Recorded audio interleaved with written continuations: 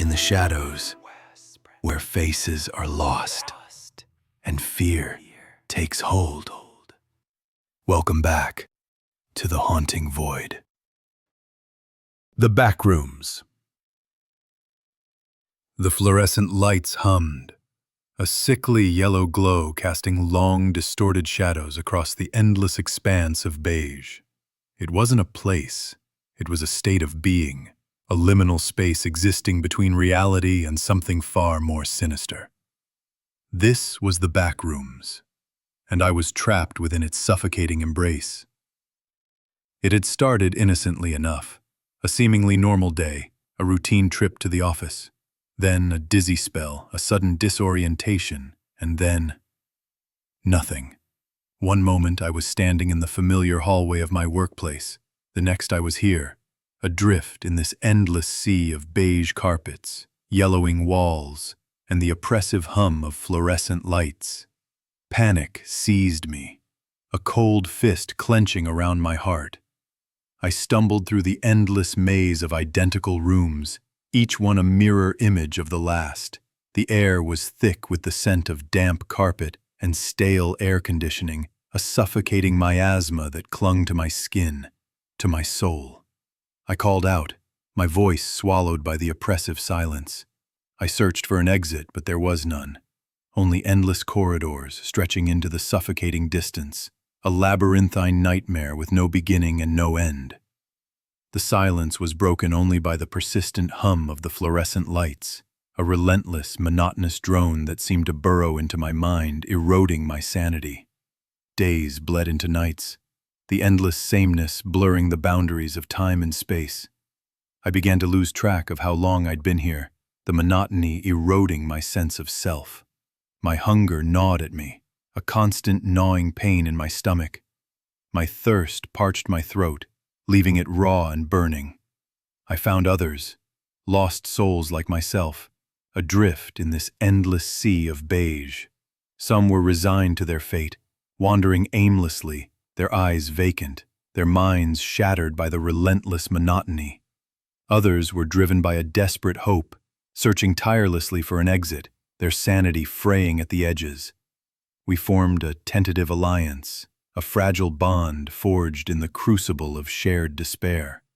We shared our dwindling supplies, our stories, our fears. We helped each other maintain a semblance of sanity in this surreal, nightmarish landscape. But hope was a fragile thing in the Backrooms, easily extinguished by the relentless despair of the endless beige. One day we stumbled upon a different level. It wasn't beige. It was a vast, empty expanse of black, the darkness punctuated by flickering, ethereal lights that seemed to dance and writhe in the distance.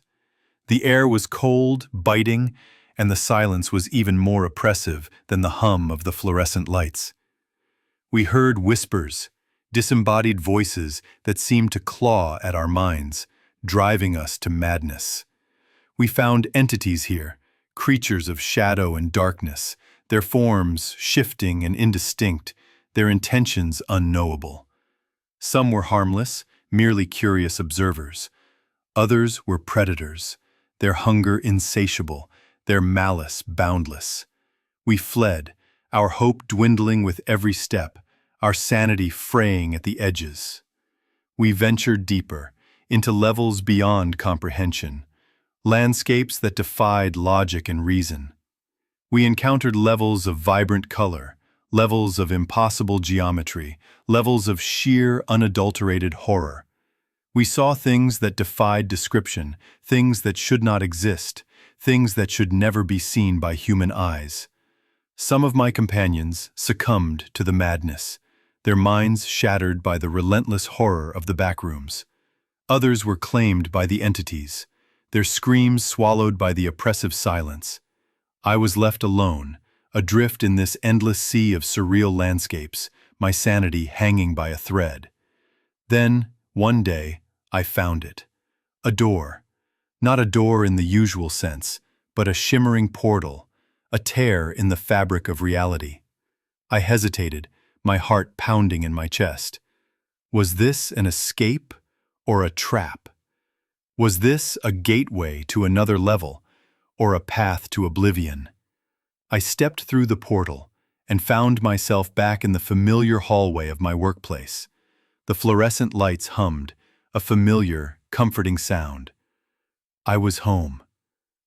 But the memory of the back rooms, the endless beige, the chilling whispers, the terrifying entities, remained. It was a nightmare I would never escape, a haunting reminder of the terrifying reality that exists just beyond the edge of our perception. A reality where the only constant is the endless, suffocating, inescapable beige. Further into the depths, the levels grew stranger. One level was an endless field of tall, thin, impossibly straight trees, their branches devoid of leaves, reaching up into a sky of perpetual twilight. Another was a city built entirely of shimmering obsidian towers that seemed to shift and change before my eyes, their surfaces reflecting a distorted, nightmarish version of reality. I encountered more entities, more horrors, more despair. There were the skin stealers, creatures that lurked in the shadows, their forms shifting and indistinct, their touch leaving victims drained and lifeless. There were the whispers, disembodied voices that clawed at my mind, whispering promises and threats, driving me to the brink of madness. There were the lurkers, their forms impossibly elongated, their movements disturbingly fluid, their presence a suffocating weight. I learned to adapt, to survive. I learned to recognize the patterns, to anticipate the dangers, to avoid the entities that lurked in the shadows. I learned to scavenge for scraps of food, to find sources of water, to protect myself from the cold and the relentless hum of the lights.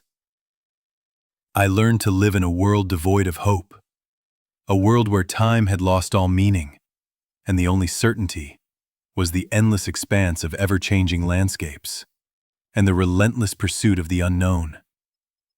One day, I stumbled upon a structure that stood out from the monotonous landscape. It was a small wooden shack, its walls weathered and worn, its windows boarded up. I cautiously approached, my heart pounding in my chest. Inside, I found a flickering candle, casting a warm, inviting glow in the oppressive darkness. I found a worn journal, its pages filled with chilling accounts of the back rooms, of the entities that lurked within, and of the desperate attempts of others to escape. I found a map, crudely drawn, but promising a possible escape route. I followed the map, my journey fraught with peril. I evaded monstrous entities, navigated treacherous landscapes, and endured the relentless hum of the lights. I lost hope countless times, only to find it again, fueled by the promise of escape. Finally, after what seemed like an eternity, I reached the edge of the back rooms. I stumbled out into a familiar world, blinking in the bright sunlight, the smell of fresh air filling my lungs. I was free. But the memory of the back rooms, the endless beige, the flickering lights, the chilling whispers, the terrifying entities, and the oppressive silence would forever haunt me, a constant reminder of the nightmarish reality that lay just beyond the veil of our perception. I was free, but I was forever changed. The experience left an indelible mark on my psyche, a constant reminder of the fragility of reality, the boundless depths of the unknown, and the terrifying possibilities that lie just beyond the reach of our understanding.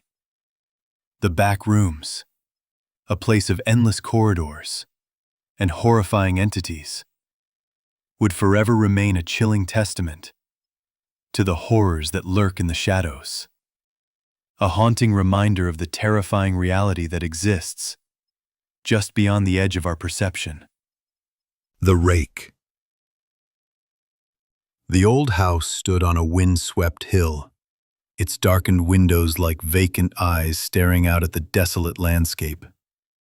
Locals called it Blackwood Manor and whispered tales of the horrors within, tales that centered on a creature known only as the Rake. No one dared venture near after dark, except for the foolhardy or the desperately curious. Sarah, a skeptical journalist chasing a big story that would finally propel her career beyond the mundane, scoffed at the rumors. She needed proof, a tangible connection to the legend, something more substantial than whispered fears and blurry photographs. Armed with a high-powered flashlight, a professional-grade recorder, and a healthy dose of skepticism, she climbed the hill, the wind whipping at her coat like icy fingers, a prelude to the chill that awaited her within. The manor loomed before her, a silhouette against the bruised purple of the twilight sky. Its stone facade was scarred with age and neglect, vines snaking across its decaying surface like skeletal fingers. As she approached, a palpable sense of unease settled over her, a prickling sensation on her skin that had nothing to do with the biting wind. This wasn't just an old house. It was a repository of dread, a place where the very air seemed to vibrate with a malevolent energy. Inside, the manor was colder than the night itself. The air hung heavy with the scent of dust, decay, and something else. Something acrid and unsettling, like the metallic tang of blood. Sarah switched on her flashlight, its beam cutting through the oppressive darkness, revealing peeling wallpaper, cracked plaster, and furniture shrouded in thick layers of grime. Each step echoed through the cavernous silence, each creak of the floorboards a sharp counterpoint to the frantic beat of her heart. She moved through the decaying rooms, her recorder running, documenting the unsettling atmosphere. The silence punctuated only by the occasional drip of water from a leaky roof. The deeper she ventured, the stronger the feeling of being watched became, a constant pressure on her senses, a sense of anticipation hanging in the air like a shroud. She explored the grand hall, its once magnificent fireplace now reduced to a crumbling ruin. She investigated the library, its shelves lined with decaying books, their pages brittle and yellowed with age. In the master bedroom, the four-poster bed stood like a skeletal monument, its ornate canopy draped in cobwebs. Everywhere she went, she found evidence of a hasty departure, of a life abruptly interrupted. But there was no sign of the Rake, only the lingering evidence of its presence, a palpable chill that clung to the very fabric of the house.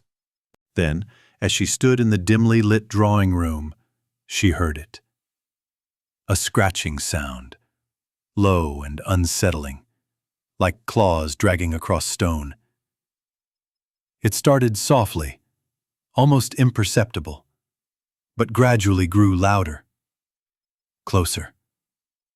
Her heart hammered against her ribs.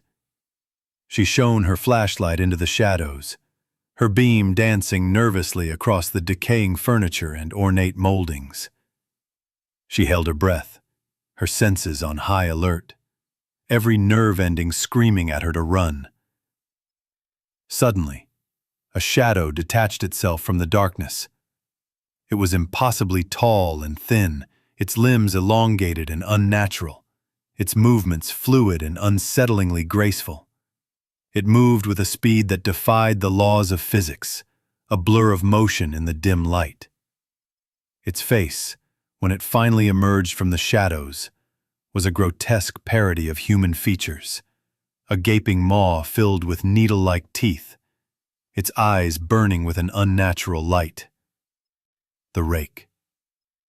Terror seized Sarah, a wave of primal fear so intense it threatened to overwhelm her. She stumbled backward, her flashlight beam dancing across the creature's horrifying form, her recorder falling from her numb fingers. It moved with unnatural speed, its long clawed fingers reaching for her, its movements silent, yet somehow menacing, a predator stalking its prey. She screamed, a desperate, strangled sound swallowed by the vast emptiness of the manor. She ran, blindly, her flashlight beam a desperate beacon cutting through the suffocating darkness, her heart pounding a frantic rhythm against her ribs. The rake was relentless, its pursuit a chilling symphony of scraping claws and guttural growls, a symphony of horror that echoed through the decaying halls. It seemed to anticipate her every move, its presence, a suffocating weight that pressed down on her, a relentless pursuit that fueled her desperate flight. She stumbled through the house, her path a chaotic scramble through darkened rooms and crumbling corridors. She fell, scraping her knees and elbows, but she didn't stop. She had to escape. She had to survive. She burst through a forgotten doorway, finding herself in a long, dark hallway. The rake was right behind her, its breath hot on her neck, its claws inches from her back. She ran, blindly, until she reached the front door. Bursting out into the night, the cold air a shock to her system.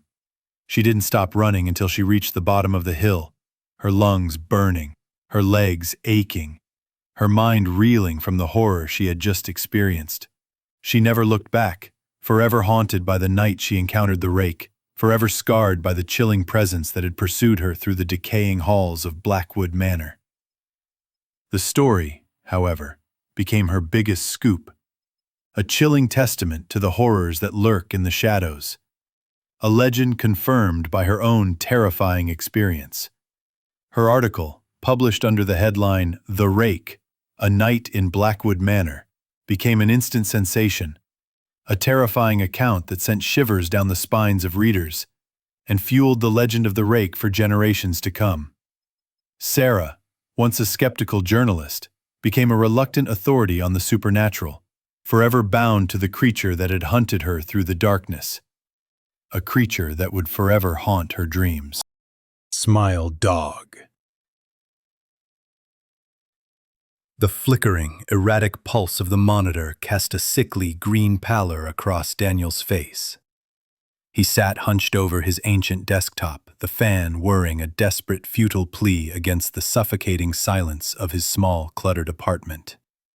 The room was a testament to his obsession, a chaotic landscape of discarded energy drink cans, half-eaten takeout containers, and stacks of books and research papers. But tonight, his focus wasn't on any of his usual academic pursuits. Tonight, he was consumed by a digital specter, a cursed image known only as Smile Dog. He'd stumbled upon it weeks ago, a fleeting mention in a forgotten corner of the internet. Initially, he dismissed it as another fabricated internet horror story, a cheap attempt to scare gullible users. But the more he researched, the more he became consumed by the chilling details, the desperate pleas, and the unsettling accounts of those who had encountered the image. The story was simple, yet terrifying. An image of a dog, a golden retriever, its features distorted into a grotesque, unsettling grin. The warnings were consistent. Don't look at it, delete it immediately. If you see it, you will be visited. He'd scoffed at the superstition, the paranoia. He was a man of science, a rationalist. But the relentless whispers of the story, the chilling accounts of those who had seen the image and suffered its consequences, had slowly chipped away at his skepticism. Curiosity, that most human of flaws, had taken root, blossoming into a morbid fascination that he could no longer ignore. He found the image on a hidden server, a repository of forbidden knowledge and digital anomalies. It was worse than he had imagined. The dog's grin was impossibly wide, stretched far beyond the natural limits of its anatomy. Its eyes were black, empty pits, devoid of any light or warmth. It was a grotesque parody of canine joy, a chilling mockery of happiness. He felt a sudden chill, a prickling sensation on his skin that had nothing to do with the temperature of the room. He tried to delete the image, but it reappeared, mocking his attempts to erase it. He tried to close the browser, but the window remained stubbornly open, the dog's unnerving grin fixed upon him like a malevolent stare. He tried shutting down his computer, but the screen remained stubbornly alight, the image of Smile Dog the only occupant of the monitor. He tried to disconnect the power, but the image flickered, then remained, as if powered by some unseen force. The room grew cold, the air thick with a palpable sense of dread. He felt a presence in the room, something cold and malevolent, something that watched him from the shadows. A low hum filled the air, a subsonic vibration that resonated deep within his bones, a prelude to the terror that was to come.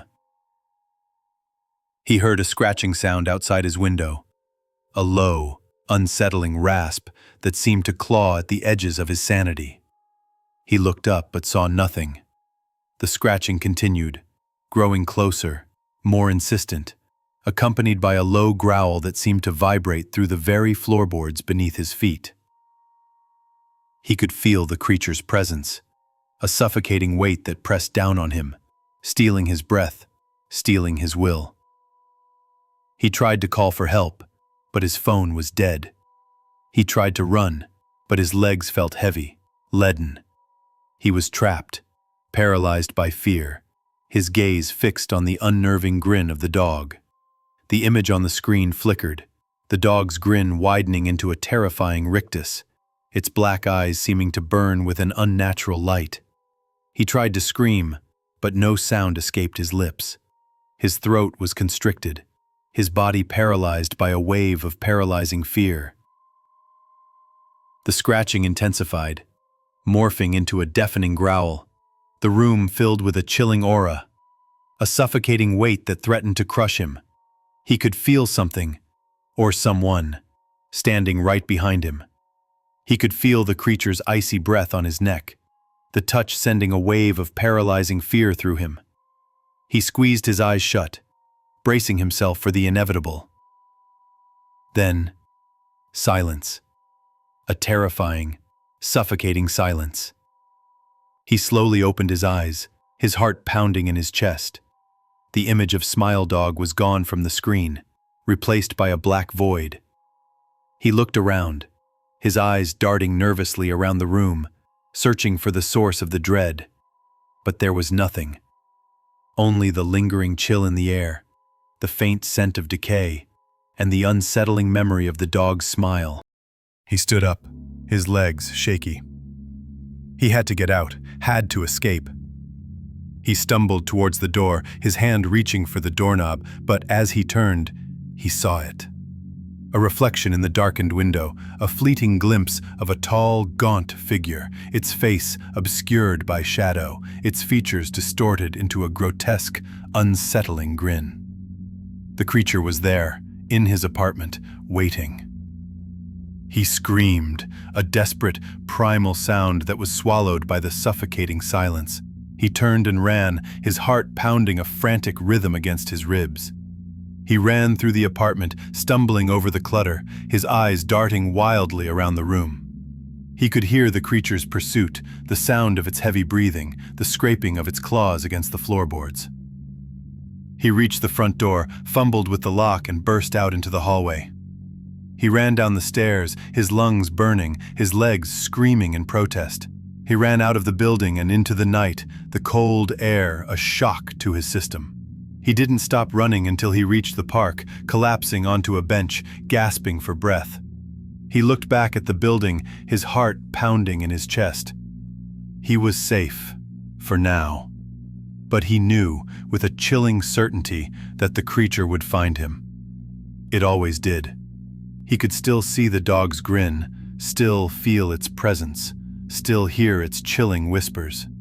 He was forever marked, forever haunted by the image of Smile Dog, a chilling testament to the horrors that lurk in the digital shadows.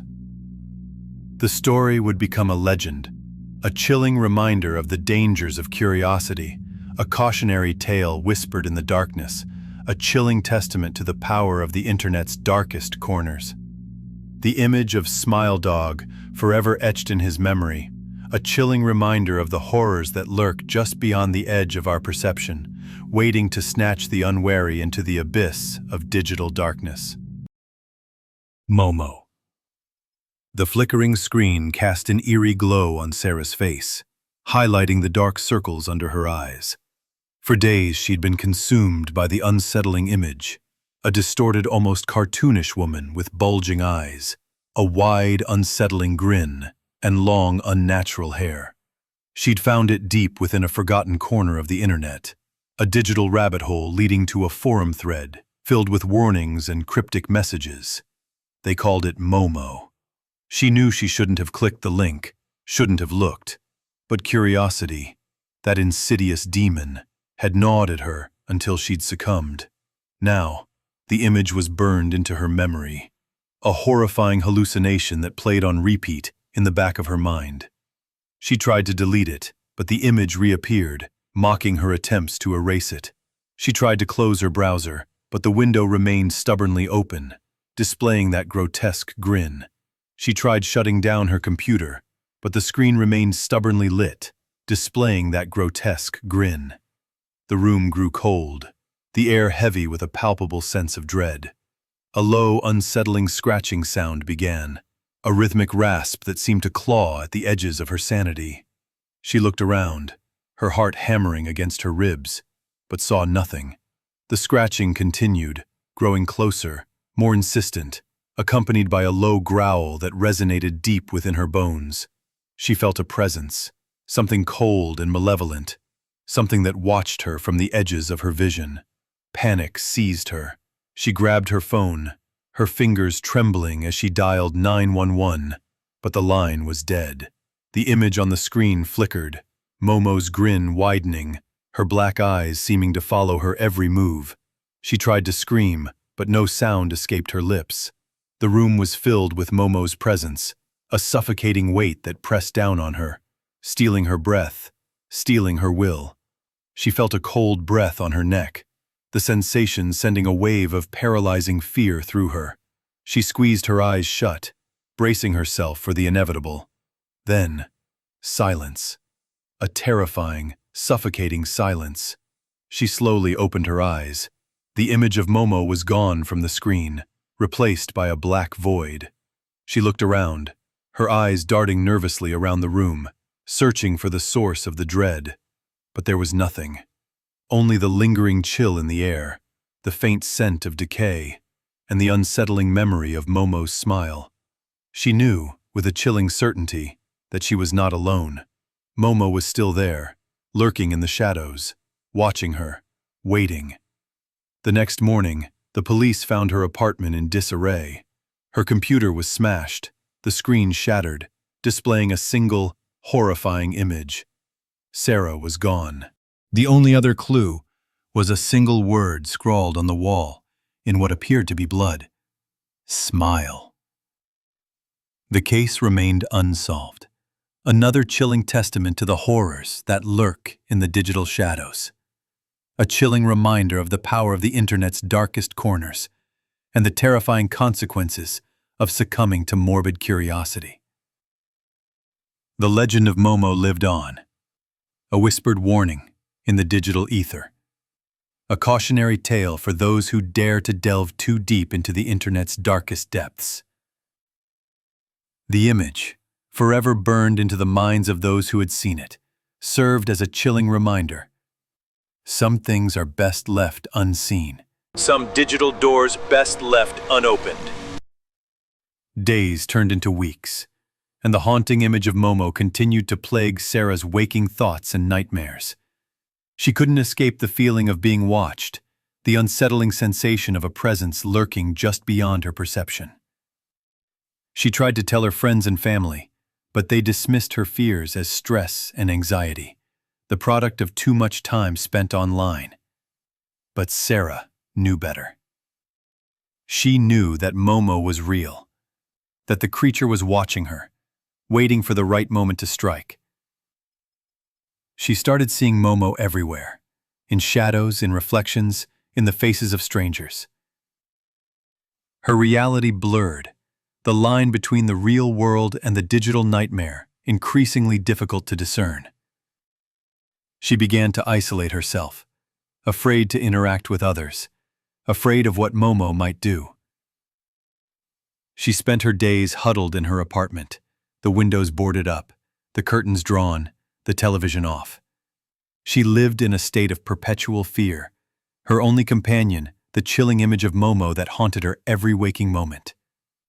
One night, she awoke to the sound of scratching at her window.